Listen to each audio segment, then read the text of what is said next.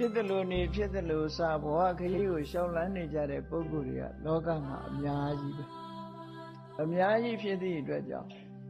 ဘဝအရေးမှာမျောလင်းချက်တွေဝေးပြီးတော့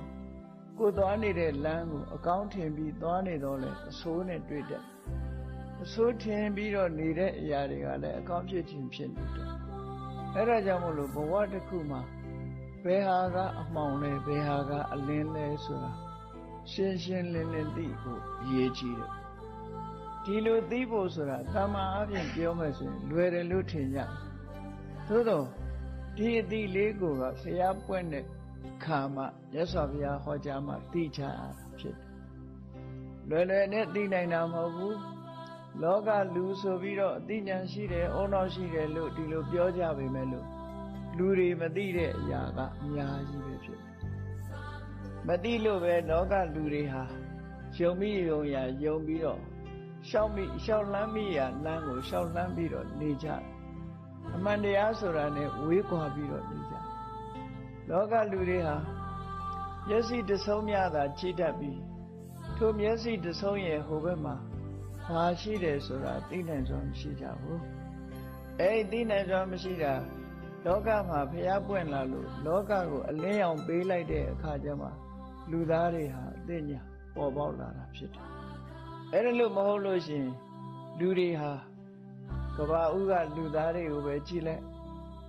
ကဘာဦးကာလမှာသဘာဝအန္တရာယ်ကြီးတွေနဲ့ကြုံရတယ်ဒီကနေ့ခေတ်မှာလည်းသဘာဝအန္တရာယ်ကြီးတွေရှိနေတာပဲငရင်လှုပ်တာတို့နော်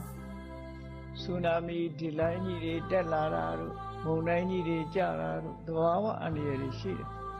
အဲ့ဒီသဘာဝအန္တရာယ်ကြီးတွေဟာဘာကြောင့်ဖြစ်ပေါ်လာတယ်ဆိုတာကိုလူသားတွေဟာစိတ်မြစ်ကိုမသိနိုင်ကြဘူး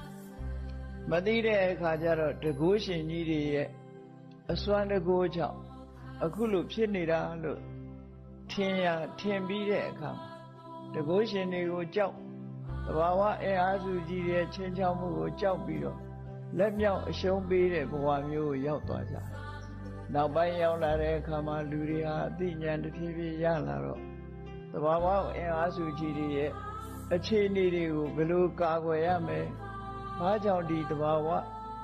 ဘေးရန်ကြီးတွေဖြစ်ပေါ်လာတယ်ဆိုတာအတော်အတန်သိရှိလာကြတဲ့အခါမှာ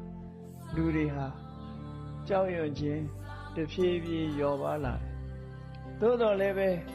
လူတွေဟာကြောက်ရွံ့တဲ့အစွဲလန်းကိုကြည့်ပြီးတော့ကိုယ်ွယ်မိရကိုယ်ွယ်နေကြတဲ့ထာဝရဘုရားလို့ဆိုတဲ့တကုရှင်တွေကိုအာကို